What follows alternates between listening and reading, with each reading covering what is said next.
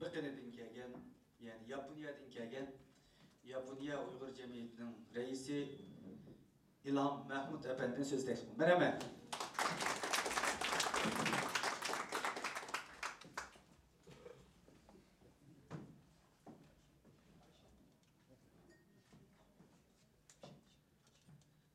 Assalamu alaikum, hürmetli kardeşler.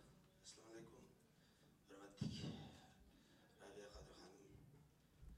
Assalamu alaikum, pişkadım, inkılapçılarımız ve kaderli kısaltlaşlar.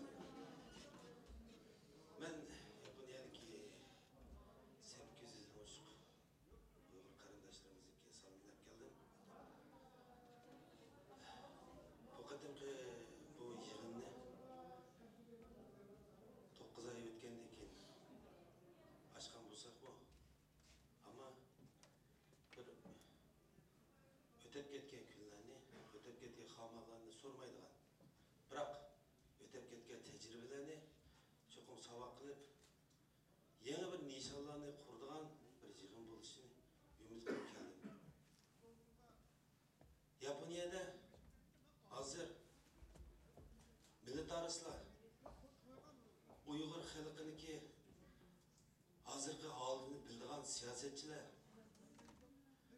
faoliyatchilar o'zining millatiniki xatar ahvolda turayotganligini millatiga so'zlash uchun hozir cho'qim Uyg'urniki taqdirini so'zlab o'tadigan holat bo'ldi. Uyg'ur masalasi Yaponiyada umumyuzlik to'lib keldi. Hem de bu kadimki benim o yığınlık bardıqalığını anlayan nurgun yapılı karındaşlarımı, nurgun yapılı siyasetçi, faaliyetçilerimi bir yaxşı bir neticelerge erişip, yaxşı bir nişanlarını kuruşumuzda